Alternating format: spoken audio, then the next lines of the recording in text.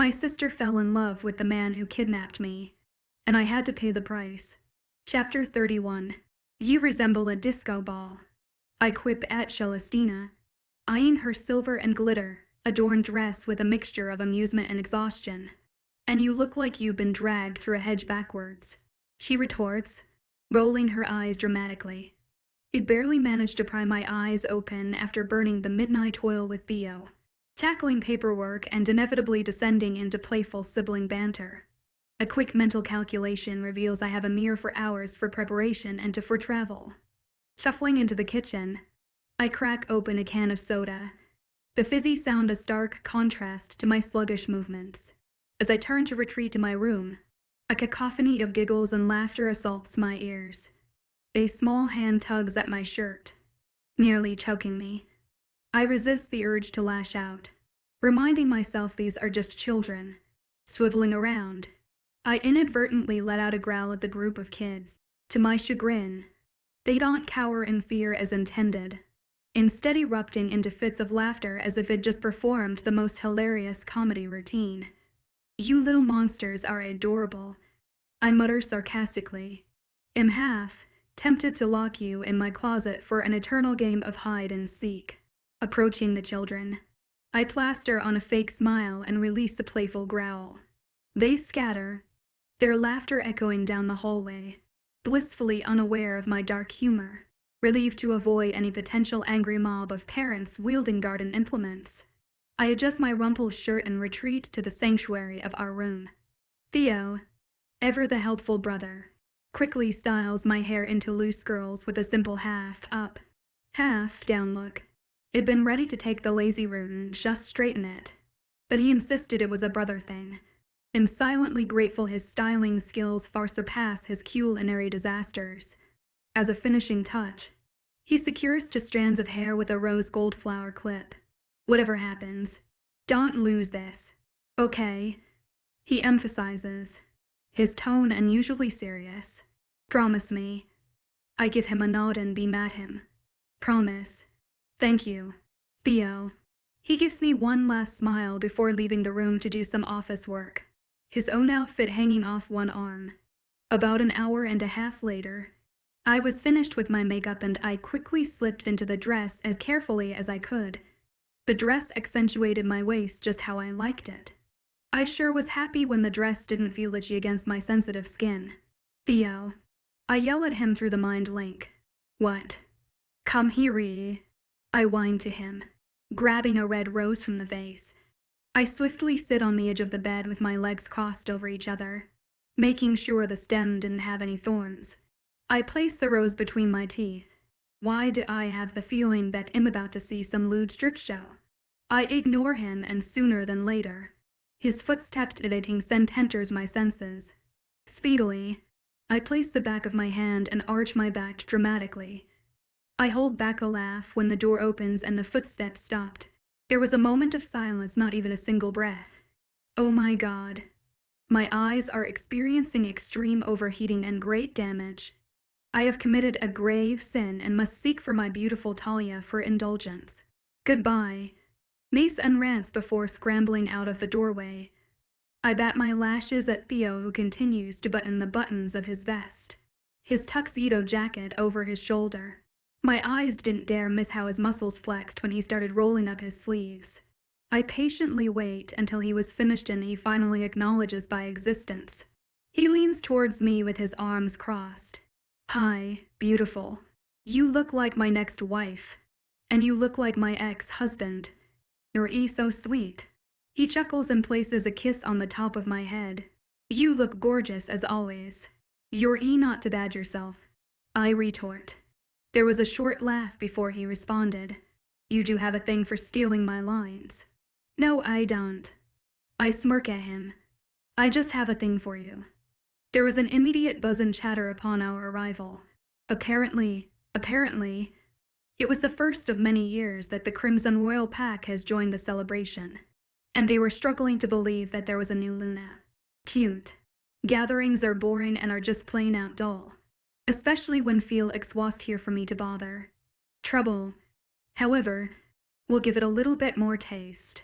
So I was about to barge into the council's VIP lounge and have a peaceful chat with them when a mob of zombie girls rushed to Theo the moment I left his side. He crosses his arms and keeps his lips tied shut, looking everywhere but the hungry piranhas in front of him. "It's nice having you here today." One girl starts off with a sultry voice. She wore a stunning satin dress and her light brown hair was up in an elaborate updo.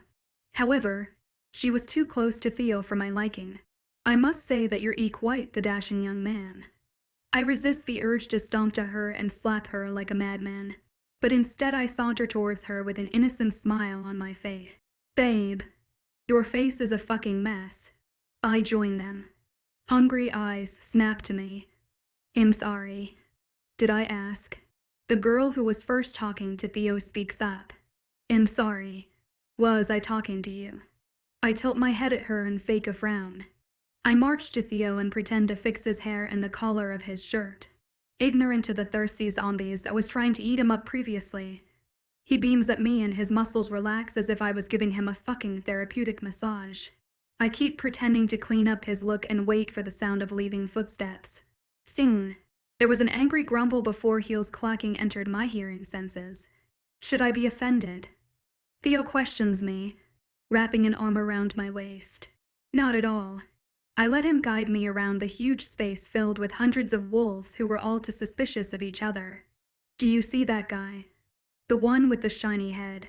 Theo asks and nudges his head to the direction of the person. He was tall, but fit. His hands held another woman's hands. I, the bald man who seems to be in his mid-50s. His brows were furrowed and a sheen of sweat graces his forehead. The man looked scared. I tell Theo. My gaze seems to travel on its own and land upon another lady from another side of the room, who ogled the bald man's back with the most intense look I've ever seen. "He should be," Theo says, amusement in his voice. "H.E.S. a cheater. Caught him and that lady shooting lasers at him red-handed at one of our pack guest rooms a few months ago. His wife is completely blinded by roses and luxury bags." I hum and lean my head on his shoulder, waiting for my cue to shine. That box in his back pocket. "I bet you 20 it's not for the unlucky lady in front of him," Theo mentions, getting the message. The corners of my lips form into a mischievous smile. When a waiter walks by us, Theo grabs a glass of wine from the tray and plays with it gently, watching the ripples. "I bet you 20 neither of those two unlucky ladies will even have a chance of seeing it." I respond. "Pull away from me." I watch as Theo approaches the couple, his smile lifting into a smirk when he took a sip of the wine, keeping my eye on them as they greeted each other. I analyze their hand gestures and $1 million smiles. I raise a brow when they broke out in laughter, and I didn't dare miss the side glance Theo gave me. His gray herbs lit with mischief, taking it as my signal. I keep my eyes trained away from them in an nonchalant way as I walk past them, slipping the jewelry box swiftly out of his pockets. Theo apologized to the bald man for spilling the contents of his wine on him. "Good luck with that, my love. He'll come back soon when the situation cools down." I tease him. "I better have a great reward after this." "Oh, you bet." I follow the signs that leads me to the women's restroom, sliding the jewelry box in my empty ankle holster. I grumble at the memory of the guards confiscating my precious knife. Rude. They told me I could come back to take it back, but they were dumb for letting me notice them as they tossed it carelessly into a trash bin. Really? What was the reason? I return to reality and enter the hallway to the ladies' room. I slow down at once, ready to turn around back to the safety of people. It was a miracle that I had a talent in recognizing which situations I should just start running away from. But is there really a situation where I'd run away from? Ball rises in the back of my throat as I begin to worry, disliking the absence of talkative ladies of gentlemen. At this point, I was a bundle of nerves. Remember when I said silence was a gift that I very well appreciate? Yeah, I take that back. I hold back a breath and walk backwards in a very slow pace, feeling for a wall. I place my back on the wall, refusing to be caught off guard. This way, I could see anyone coming my way from every corner. Still, the eerie silence was making my heart beat uncontrollably. I lick my dry lips and heighten my senses. Theo. I call him out through the mind link. What's wrong? Are you busy? Never for you. Me Ammer. He tells me, well, a section. You see, I'd really appreciate it if you haul your fuckingness right here, right now, and save me like the Prince Charming you are. Because right now, I'm a damsel in distress in need of some saving. You hear me? I rant to him. My fucking God. Why did I leave his side? Fuck. You better not have masked your scent. He reminds me. I didn't. Good. So here I was, sticking next to the wall and walking away from the uncanny silence that was making me all jittery. Fuck. I stop in my tracks and blink at the two figures staring back at me as they met at the corner. Hi, I give them a nervous smile. The man and woman glanced at each other before looking back at me with a dirty look and a death stare. By Ed, only for it to come out as an unsure question. I wait 1 second, suspecting their intentions. The narrowing of their eyes was all it took for me before I pick up my heels and throw it at them aimlessly. I run away to God who know where. Panic arising. That was my first mistake. Come on, Theo. I not only left one, but to glass slippers. I need my Prince Charming now. I managed to tell him in a pool of fright. I can tell. Alex, your evil siblings are fucking dead right now. Bleed on the floor. Now tell me, what direction are you heading to? I stop running and lean on a corner, catching my breath in an attempt to calm my heart rate and clear my mind. That was my second mistake, feeling the uneasy and tense silence. I was ready to turn on my heel and keep running when an arm grabs me by the neck. Stupid. Stupid. Stupid. I make a failed effort to elbow his groin. A painful groan only coming out of the man's lips. Another hand covers my mouth and I almost threw up at the taste of his rough skin. Move one muscle and he'll snap your neck. He threatens. His voice was nasally and his scent was horrid. We forgot to kill stepmother. I try to joke through the mind link. And that's when I notice the hand release its hold on my mouth. With my eyes wide open, I nervously laugh out Hey, now what are you doing? I don't think you should. I feel a blunt first to the back of my neck and almost immediately, I lose my consciousness. Chapter 13 Fury. I was in a frenzy. Overcame with rage from the absence of my mate's presence. Weak. That's what I am. If I can't even keep my mate safe, then how can I lead a pack? I was angry at myself for being irresponsible and pathetic. If I could, I would run straight ahead and have Alexandria back in my arms. But I can't.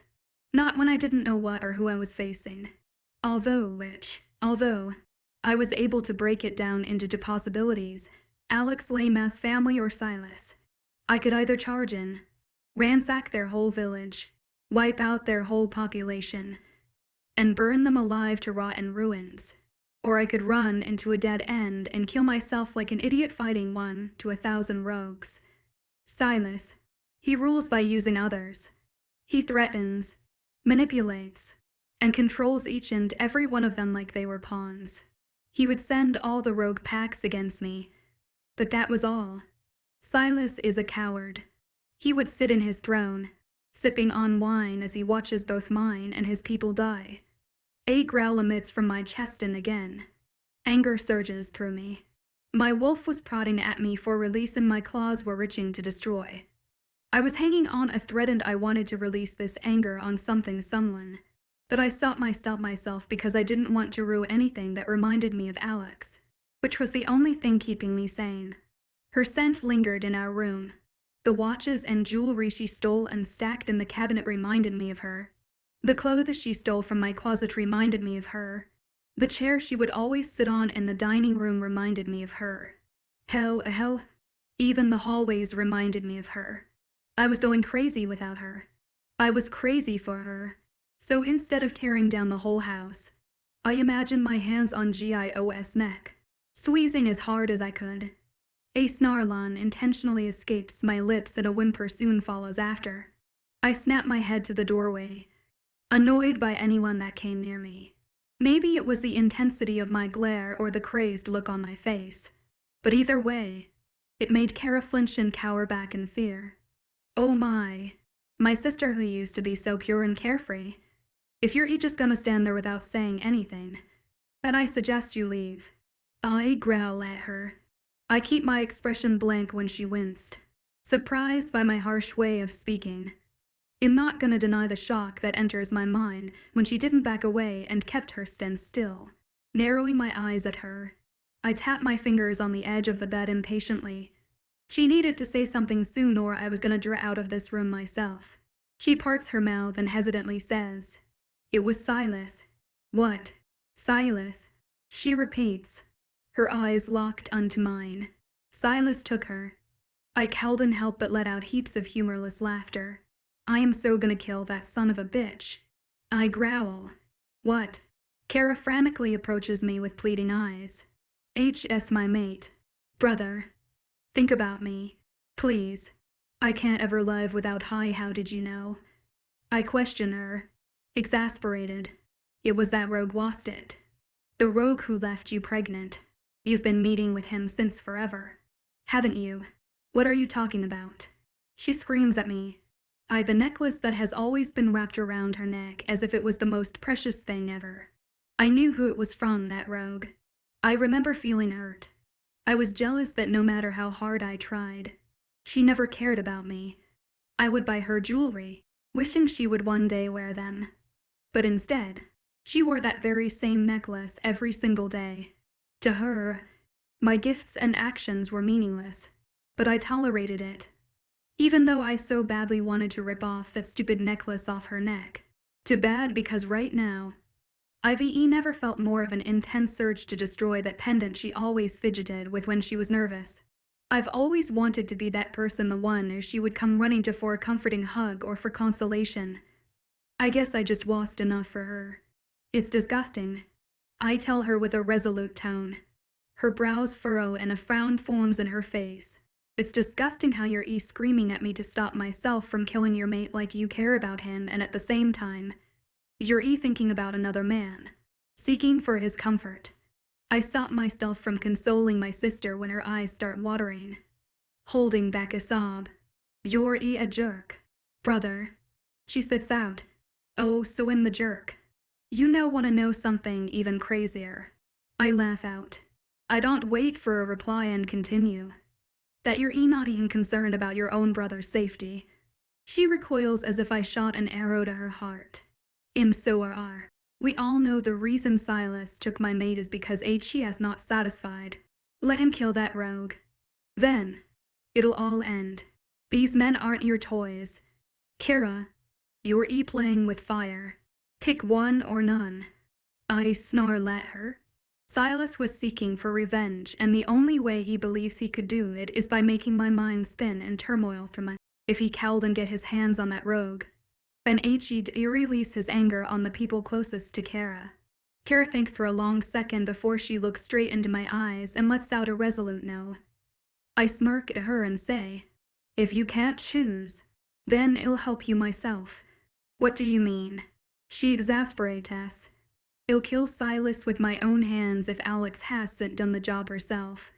"Fuck you." I growl at her. "Get out. You're a horrible brother." She screams at me at the very top of her lungs. I felt my heart sting very slightly, taking offense, but I brush it off aside, my anger consuming me.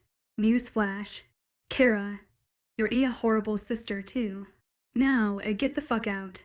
Our gaze is locked for a second before she walks out of the room and ends our conversation. I run a hand through my hair, frustrated. Too many emotions was consuming me, and I didn't know if I can keep myself in check for any longer. A knock disrupts me from the corruptive thoughts that filled my mind. I give Felix a quick glance before returning to glaring at a wall. I feel the bed dip beside the spot I was sitting on. The hair clip. I begin. It has a tracker in case something happened. I know where she is. Felix. I know who I'm against. Now, all I need is an army. Then get an army. What? I question him in disbelief. You know I can't. They won't help me. They won't allow themselves to walk straight into a trap. I won't let hundreds of my own pack die like I did in the past. Do you seriously still blame yourself for that stupid bullshit? Felix asks me sternly. And that's when I let myself crumble in front of him. My shoulders sag and I keep my eyes down to the floor. Ashamed. Of course I do.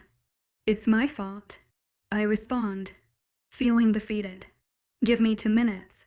Just 2 minutes to talk. Listen to me. I keep my mouth shut and let silence become my reply. Kira, he begins. I could already taste the bitterness on the tip of my tongue. 5 years ago. She was filled with so much envy. She was envious of my mate and I. She thought that because her mate left her, why should I or anyone have won? So she emotionally abused my mate. Long story short, because he felt weak, he sent himself to war to prove Kara and everyone else that he could be a man they claimed he couldn't be. And I was there to save him because I had a pack to protect. I grip the sheets, controlling the anger that keeps on consuming me. For the first time, I came into a realization that Kara wasn't the sister I loved anymore. She disappeared 5 years ago, and the woman that still resides with me was only a stranger. Noticing my curled fists and tense muscles, Felix wraps an arm over my shoulder. It was the closest thing to a hug I could ever get from Felix. So I let myself calm down and allow my defenses to fall. With a sigh, he proceeds. So what I'm saying is that you can't blame anyone for what happened 5 years ago. You can't blame yourself, not even Kara. Those people chose to die with pride. They walked through hell because they swore loyalty not only to you, but also to each other. A pack isn't a pack without teamwork. What's a pack without each other's protection? I blink slowly. Both my wolf and I finally getting ourselves together. I meet Felix's eyes, surprised to see a heartwarming smile on his face. God, I sound like a pussy. That's the Theo I know. He chuckles as realizations finally dawns me. You don't know how much I love you. Man, I smirk at him, wanting to see his reaction. He drops the smile and returns to his usual angry-looking expression. I feel like you forget Inge sometimes. He grumbles, standing on top of the platform. I'm people. I admit it. I was scared. I was scared that they'd refuse to help me. But I understood. I watch parents hug their children, cooing and choosing them. I watch couples lean on each other, looking up at me patiently. I watch as others stand by themselves, their stature still and tall. I watch as my warriors look up to me, their chests up and filled with pride. I appreciated and loved every single one of them. Crossing my arms, I clear my throat before speaking. My mate, Silas, took her away from us. Right now, your Luna is being held captive and she needs our help. I have her whereabouts and all I need is an army in order to have her back in our pack. I'm not gonna force you to help, so I'm gonna ask every one of you to aid me in this mission, anyone. The silence and dead stares that comes after rips my heart apart and my wolf howls inside of me. That was all it took to make me drop to the floor and kneel down, ignoring the prideful side of me, who refused to show a single sign of weakness even to my own pack. But right now, I needed them. Without them, I'll lose a mate that I love with all my heart. I keep my head low, not wanting to see their expressions. I feel my wolf stir inside me in disapproval, disliking this act of weakness. To be frank, right now, I say fuck my pride, as genuinely as I could. I say, I understand we can lose a family member, a lover, and a friend. As the alpha, I understand that you all want to keep each other away from harm and have sworn to protect each other, no matter who. But I also have a mate and a Luna to look after. So please, even though some of you have lost respect for me, you still have a Luna you have sworn loyalty to. Hell, she didn't even have an opportunity to lead the pack and share memories with each of you. Please, help me and give the both of us a chance to become the alpha and Luna you all deserve. And I'm gonna beg and ask you all a favor one last time. Is there anyone who is willing to help me save the only woman I'll ever love that much? I keep my eyes trained onto the floor, painfully waiting for a response. with every noiseless second. My heart clenched and my hope began to trickle away. And that's when I hear it. The sound of knees dropping the floor, swearing loyalty to me. For the first time, I look up. The painting I saw in front of me made my heart burst with spontaneous waves of happiness. I let a wide smile enter my face and I close my eyes to enjoy the moment as relief washes over me. Each and every one of them kneeled down, bowing to me to show their allegiance. You could have waited another second, Alpha, but I guess this is fine. One of my warriors speaks up. His mother smacks him on the head and laughter erupts from the room. Chatter buzzes afterwards. People showing off that they kneel before another did. I lift myself up and look at my leaders, who I trusted very much. I'm going, whether you like it or not. Felix grumbles. No, you're not. I tell him. My eyes narrowed. Those who stay children, single parents, and others need someone to protect and lead them in case. That's why Emilio and Scarlet is staying in my place. Felix informs me with a resolute tone. They nod beside him as confirmation. I cowed and save my mate, but right now, I have the ability to save another's mate and my friend. Alex and I might have bad blood and she probably stole half the items inside my room, but I swear to protect my Luna. Talia adds with a slight bow and amused smile on her face. Base and exasperate Tess. If you're joining, them I am. I have to save you from danger. Idiot. If you join, then I have to worry and keep you away from danger. Talia retorts. Mason only glares at her before he looks at me and bows. The Bloodhound Pack wants me to inform you of their duty and loyalty to you. Alpha Theo, we have an army on their way. I let relief overcome me for a momentary second. But I knew I had to hurry up and begin a war that we've been holding back for too long as my skin burned every passing second. The pain gradually increasing. And it was my pain that I was feeling. It was Alex. Chapter 33, 24 hours. They told me that's how long I'd be been asleep and kept captive in this old, style castle. Right after they dragged me to this room. They knocked me out once again after I created a huge ruckus. That's a long-ass sleep. However, I was more than happy that they locked me up in this spacious room with a comfy bed and a bathroom instead of a cell with a rotten stench. Wow, I'm so privileged. I rip off the ivy and hiss when I felt the tape pull on my skin. Stepping off the bed, I struggle to hold myself up. Feeling drowsy and my mind was completely blank, blinking away the fatigue. My eyes are all over the vast room, searching for any way to escape. No windows, no windows. I grumble after examining the bathroom. I plop myself on the edge of the bed and massage my temples. My head aching. I felt like I was being drugged. The image of the OS annoying, yet charming face enters my thoughts. I wanted to be in his arms, hugging the shit out of him, and teasing him. Theo, I try even though I already knew I wouldn't be able to mind link anyone. Despite knowing this, I couldn't help but frown at the lack of response. Think. Alex, who would have done this? Trying to recall my memory. I was brought back to reality by a painful throb in my head. I kick away the heels off my feet and finally acknowledge the holster that was wrapped around my ankle. Disgusting blisters appear on my skin. Grabbing the small, rectangular jewelry box out of its confinement. Curiosity got the better of me, and I painstakingly opened the box. Oh, breath out. I lift an amused brow and scoff. Wow, no expensive necklaces this time. It was even better.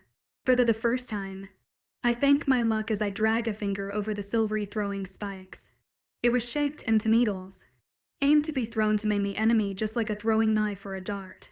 The world did me good this time, I muttered to myself, amazed by its shiny exterior. Light footsteps reached my eardrums and I quickly slipped the box back in its place. Using the dress to cover the holster, I calmly snapped my head towards the open door and gave the two specimens my most heartwarming smile. One of them was taller than the other. His face was rather mean, looking and a tattoo ran across his bicep. The tight shirt he had on didn't help in hiding his bulging muscles. The other person next to him appeared more frail and was clearly shorter. They shared the same features. But I shouldn't be underestimating these people. Care to share the reason of your presence here?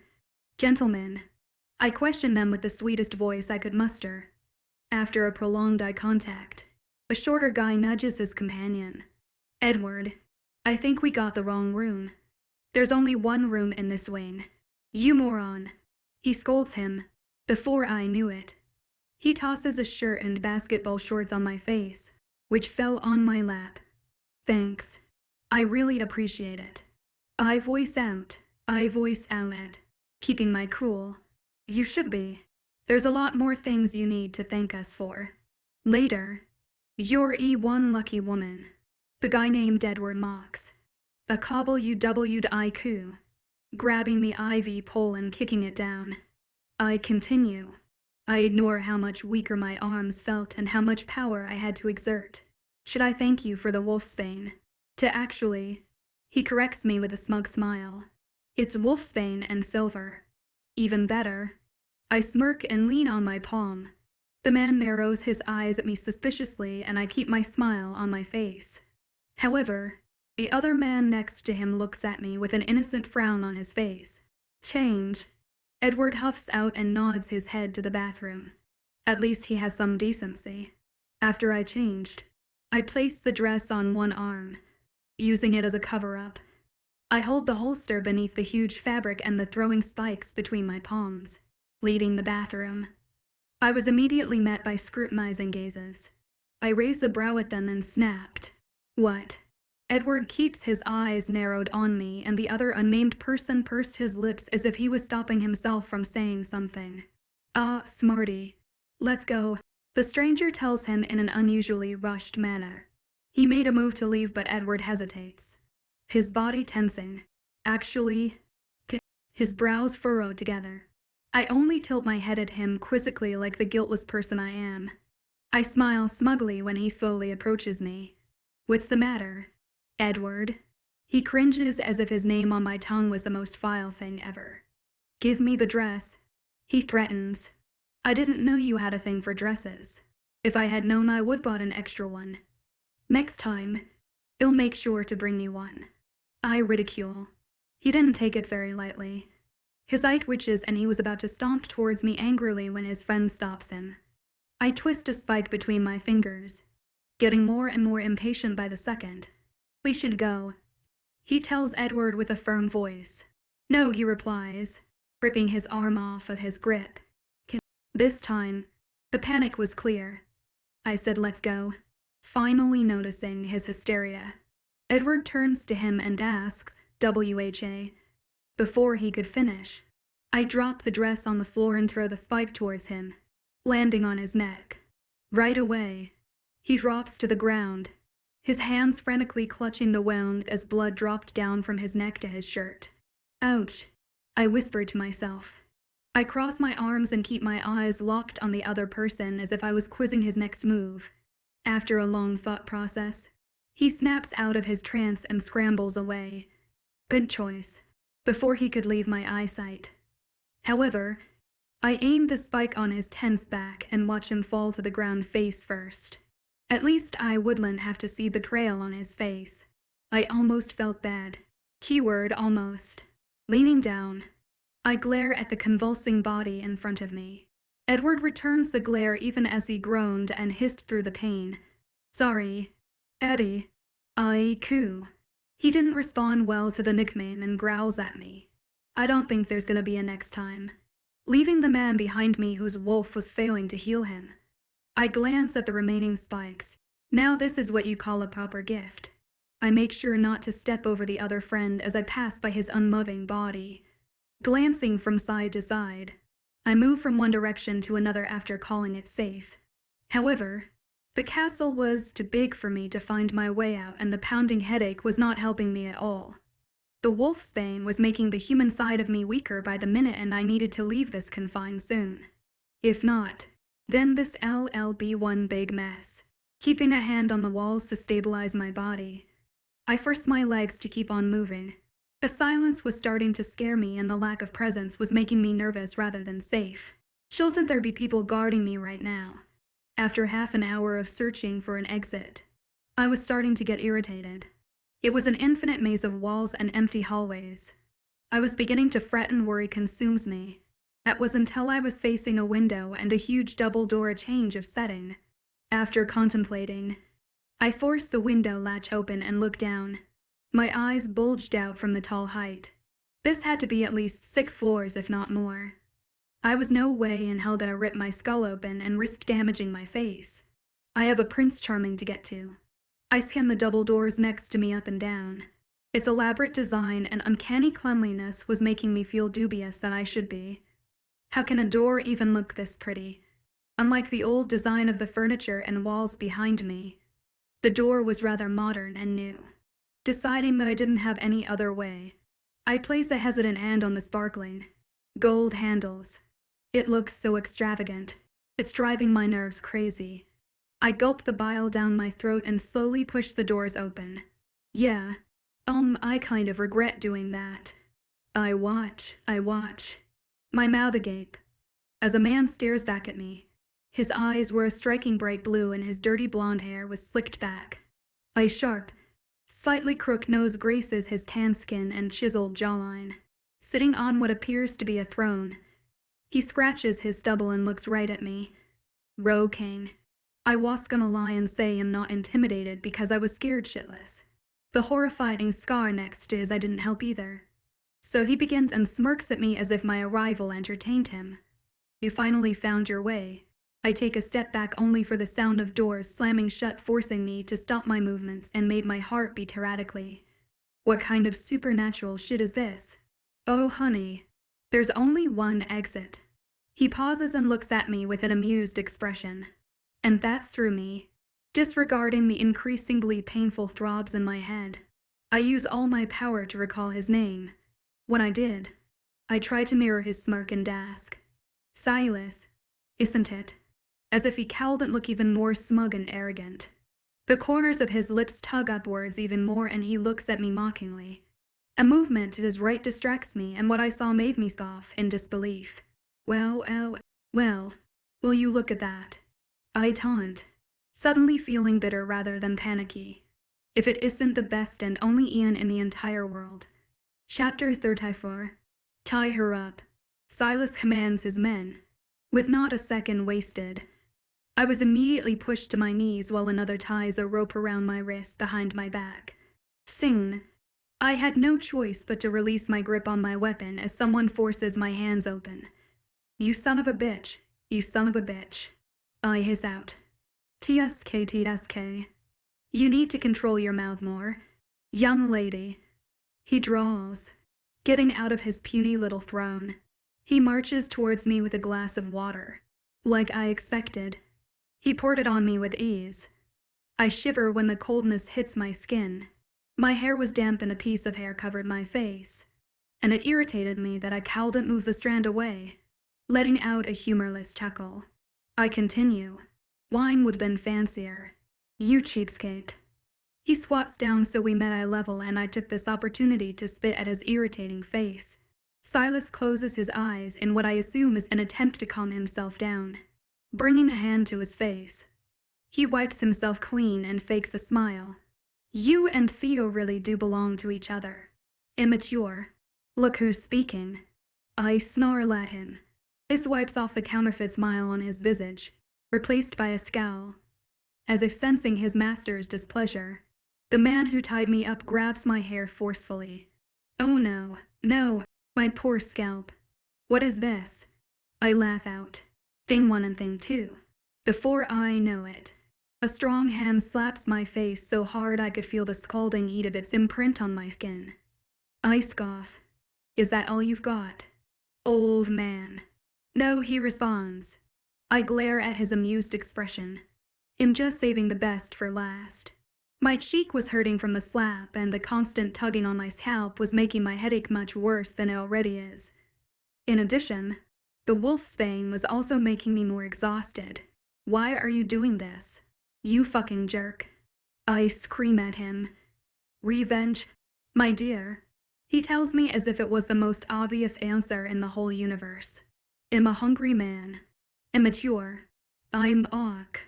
Imitating his voice in a high, pitched tone. You don't understand anything. Do you? He questions. I could sense his anger increasing more and more that it almost made me laugh. You don't understand the pain of betrayal. I trusted Kara and she let me down. I offered to take care of her and that bastard child. And she rejects me. I loved her and she left me. Why should I be the one suffering? Okay. Then kill that bitch, Kara. You son of a gun. I scream at him, exasperated. What do I have to do with this bullshit? You see, as hypocritical as it sounds, I would never lay a finger on my mate. The mate bond won't allow me, and I won't let myself do so either. I loved her then, and I still love her now. Too bad. Us together is just plain toxic. He voices out. A dry chuckle follows right after. That's so fucking cute. It makes me sick. I spit out. He ignores my statement and continues talking.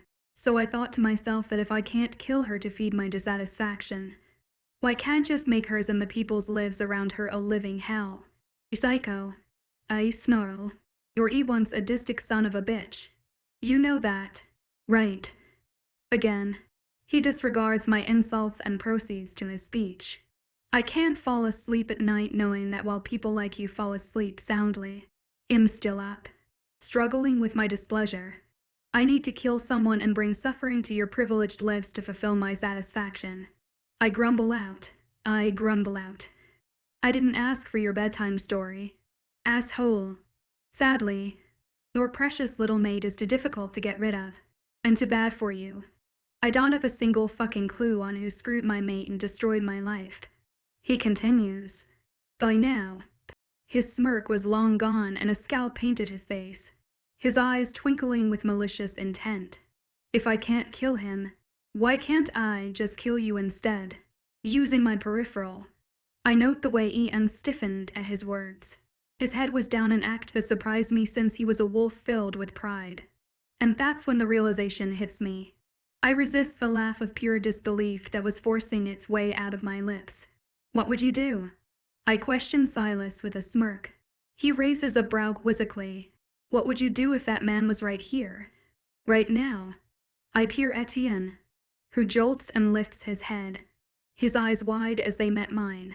I break eye contact, not wanting to see a sign of weakness on the brother I used to admire. On the contrary, the question seemed to pique the Rogue King's interest. I'll kill him now. I'll make him suffer. I'll torture him for hours every single day to remind him of the suffering he has caused me. And I'd feed him, give him a bed to sleep in, and clothes to wear. He vows. His eyes glimmered with so much malice. It frightened me. It'd keep him alive and let him wake up to the sun rising only for me to torment him until daylight ends again. Wow, I breath out and gulp visibly. Luckily for me and unfortunately for you, you decided to be a little sunshine and pranced around our complications. He tells me. Funny. I mutter to myself, tasting the bitterness on my tongue. You have the wrong sibling. This man was stupid for not picking up my hints. Stop talking. He snarls at me. You're fucking stupid. Dickhead. I snarl back. You really think killing me will relieve your conscience? Theo will just rip your limbs apart if I didn't already. One by one. You know what will work. Though, murder that coward of a mate of yours. My flesh was burning from the wolfsbane and my head felt like it was being pulled apart. Yet, my mouth and voice box felt more energetic than ever. You talk too much.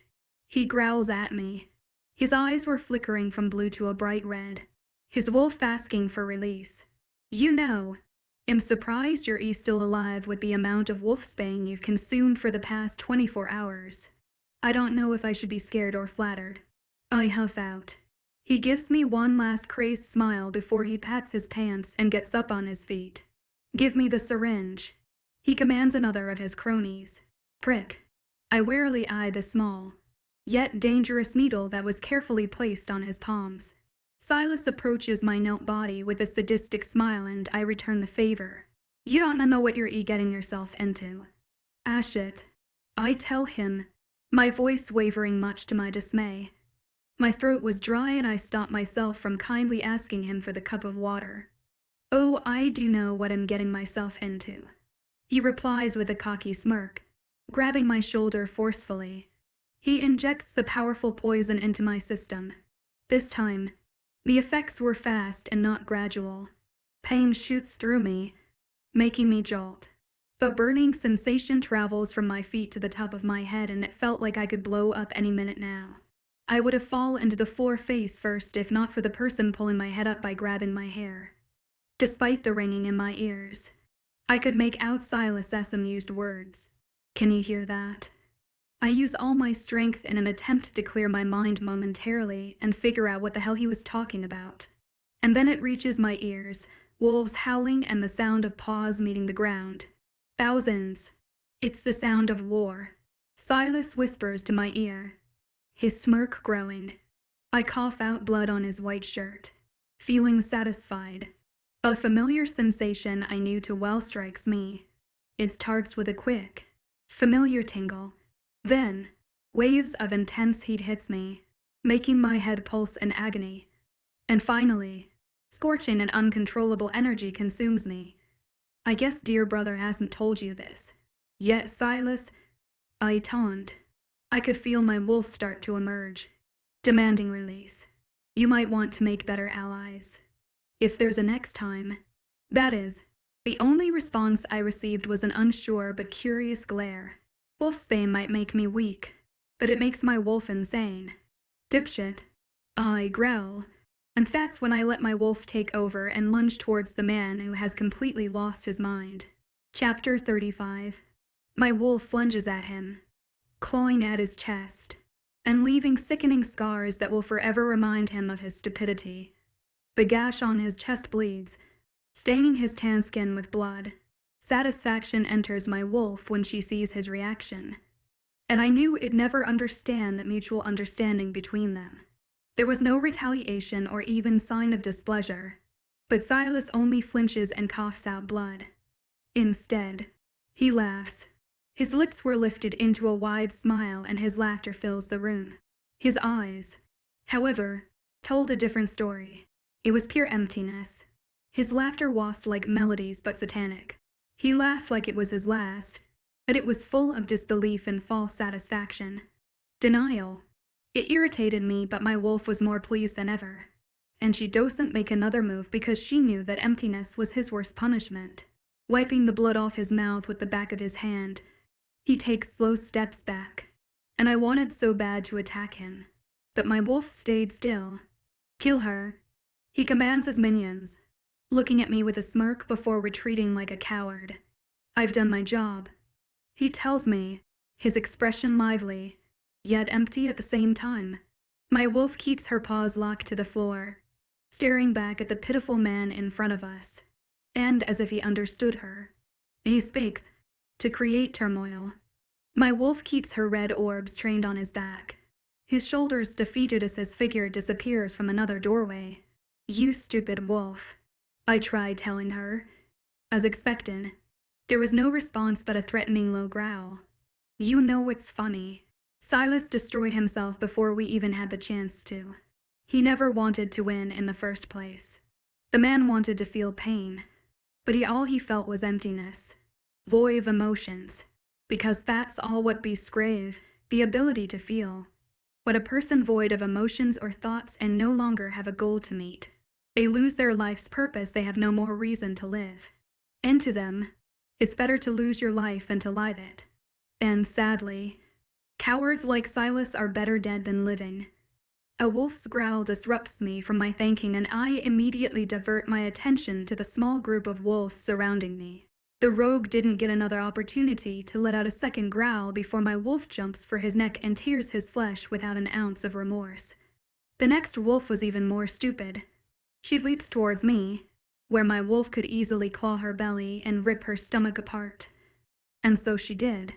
Another tries to attack me from behind, while another also lunges and aims for my side. A kick and hungry bite to the neck was all it took to finish their lives.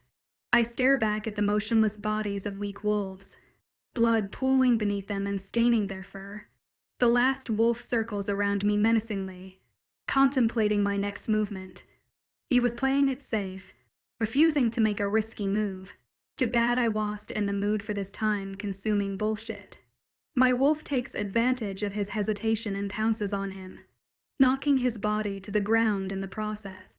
He struggles under her hold frantically, but soon his panic was terminated the moment my wolf bites into his flesh and slits his throat. Blood gushes out of his wound and paints my skin. My wolf lets out a barely recognizable huff before trotting to Ian like he was a prey. He covers my way out of this shithole, just like Mother did. And he just watches me, his lips in a tight line and his eyes staring right at me without showing any emotions. My wolf threateningly marches towards Ian, her steps slow and careful. A part of me wanted him to keep blocking my way so that I could pull apart his limbs and feed his body to the vultures. But another part of me was also curious. I was eager to see whether she is the exact replica of my mother or a slightly better version of that witch. So my wolf gives him a chance to choose. She moves towards him, granting him the time to think as we close the distance that separates us. And just when I thought I had the liberty of killing him, he takes a step back and moves to the side, leaving space for me to leave. I refuse to look back up at him, not wanting to see the expression on his face. My wolf sprints out, happy to be free and out of four walls. I don't look back as I move past him and out of this shithole. I don't spare any energy to scan his face, so I keep on going. His voice the last I hope he'll ever hear from him. Happy birthday. My wolf rushes out of the confines, past unfamiliar hallways, but somehow finding our way out. Crashing the doors open. Cold air hits us. The horrible, its addifying stench of blood fills my senses. The sight of flesh being ripped open and limbs being pulled apart reaches my eyesight. I could feel my wolf's growing satisfaction, pleased to see blood being drawn. It takes less than a second for her to bounce into action and ramming into a rogue, clawing at her throat right after. Fortunately for her, her life ended before more pain consumes her. Alex, a desperate voice reaches out to me.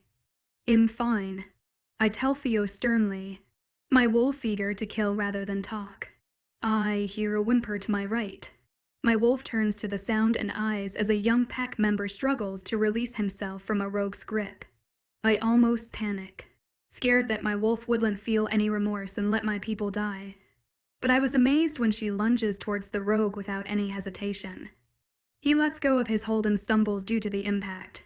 He snarls at me, showing off his canines at an intimidating snarl. My wolf stops him, biting into his hind leg and ripping his limb apart. She spares the youngling we just saved with an irritated glare, but the boy ignores it and bows slightly, and the rest of the time continues like that, helping and killing. I don't know how long this bloodshed lasted, but frankly, neither my wolf and I cowed and care less. We were busy having fun with slaughtering these foolish wolves that tried to attack me. Of course, their attempts were all futile and my wolf would just move on to another merciless kill. I was filled with a murderous passion and I willingly let it consume me. The sound of growls and howls gut-rended me, but all my wolf could recognize was her burning hunger. Bodies dropped to the wet earth, their hearts no longer pulsing. No words were spoken except for the snarls and whimpers, the desire for more and more blood devouring our consciousness, and letting our wolves take the control. The sound of war and death made my wolf disgustingly content. And then it stopped. The growling ceased, only to be replaced by painful howling as the rogues dropped to their knees one by one. Some screamed in an agonizing way all werewolves knew too well. The loss and betrayal of a king. As if getting the message, my pack shifts back into their human forms and puts on clothes they have scavenged. My wolf doesn't shift and I could feel her anger through our barely existing bond. She was outraged that the king has given up so quickly and now. She didn't have an excuse to keep on killing. The lack of movement was disrupted by a woman who rose up from her knees and charged at Theo, who kept his eyes trained on her with pity. The last thing I saw was her tear-stricken face before it was replaced by contorted pain before she drops to the ground, a hole replacing her once beating heart. My wolf took this as memo to keep on a killing spree, but just as she was about to sever someone's limbs, Theo running back to the old castle catches our attention. We follow right after but not before we kill the rogue in our hands. His eyes roll back to the back of his head as he drops to the ground, his skull shattered. My wolf races to the castle, treading behind Theo, who hurried to God who knows where. We follow him as he runs to one hallway to another like he knew exactly where he was going. He didn't look back at us, but I knew that he could sense our presence. Our footsteps end when a half-open doorway reaches our eyesight. Sobs sounding out of the room. Familiar sobs. That's kinda funny. The last thing I see is Ian weeping, a necklace wrapped around his clenched fist. I can't think hard enough to recognize where that familiar pendant from. Whatever. It's none of my business.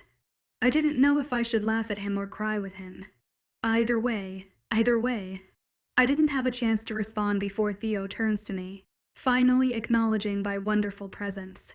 He squats down so that he meets my wolf's eyes. My heart shatters when I see his lips tremble and his eyes fill with unshed tears. Confusion and a pang of despair strikes me. Noticing our mate's grief, she rubs her head under the OS chin, who begins to rub our fur. Car is gone. He tells me under his breath, his breathing labored and shallow. It's okay to cry. I tell him through the mind link, recalling his words. You lost a sister.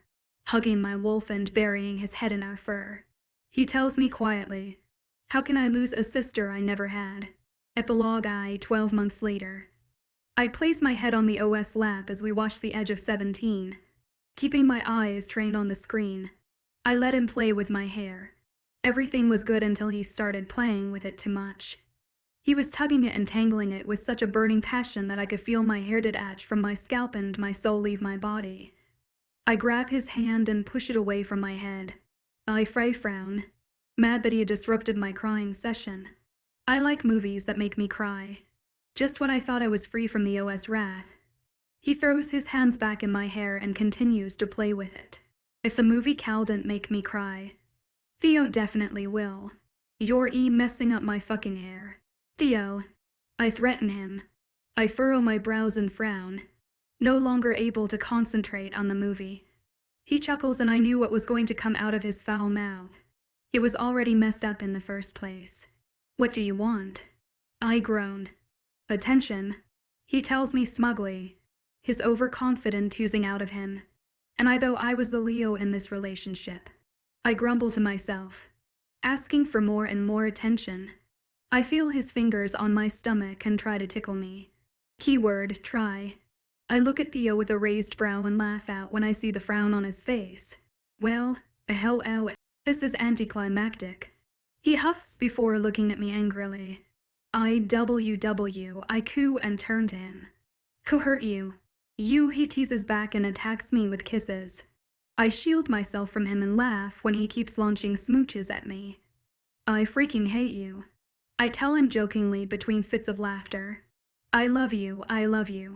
Too, he laughs out before grabbing a pillow and hitting my head. Oh no, my poor non-existent brain cells. Theo, you jerk. I raise my head off his lap and grab another pillow, mirroring his actions. And the pillow fight lasted for what felt like hours before we both surrender and catch our breaths. An arm pulls me to his chest so that he was spooning me, burying his head to the crook of my neck and giving me a quick peck. He whispers, I love you. Too, I whisper back, a smile forming on my face, before I knew it.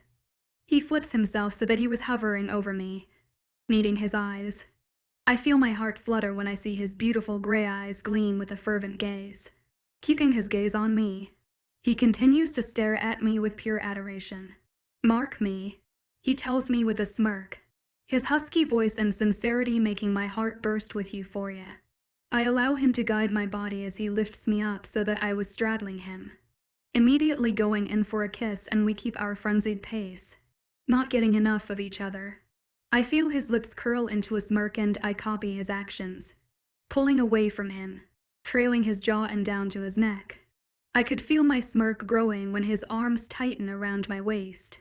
A groan escapes him when my lips meet the spot on his neck where I was supposed to mark him. Then I plunge my canines into his neck, retracting after a hot second. He recovers faster than I realized and gently pushes my back to the bed. My turn. He whispers to me seductively, never letting his lips leave my skin. Epilogue I.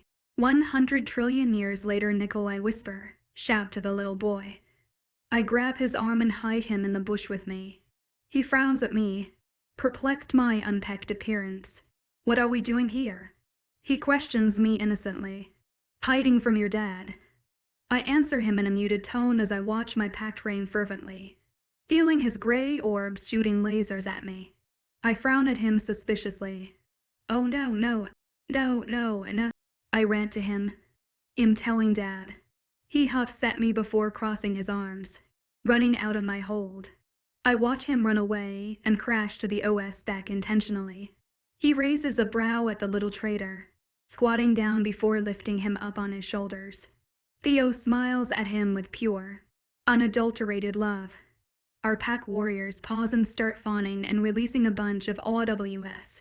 I narrow my eyes at the two exact replica of each other and groan when the little devil points at my direction. Like father, like son. I grumble to myself and cross my arms.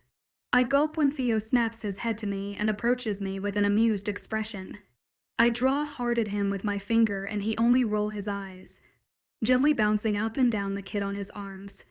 Mommy is childish. Nico informs Theo like it was the smartest thing HES even said.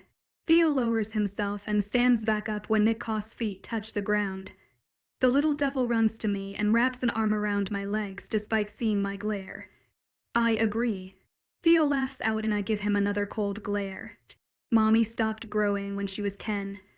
Nico and Theo look at each other for a quick second before bursting into uncontrollable laughter. I only raise a brow at them, amused, finally noticing my displeasure. Nico jumps up and down, reaching for a hug. I bring him up and carry him to my waist. Right after, I feel Theo hug me from behind and sway the both back and forth. I'm so lucky to have all of you. Theo mutters and I feel a smile grow on my face. Oh, will you look at that? A family of 3 devils. Thank you for tuning in.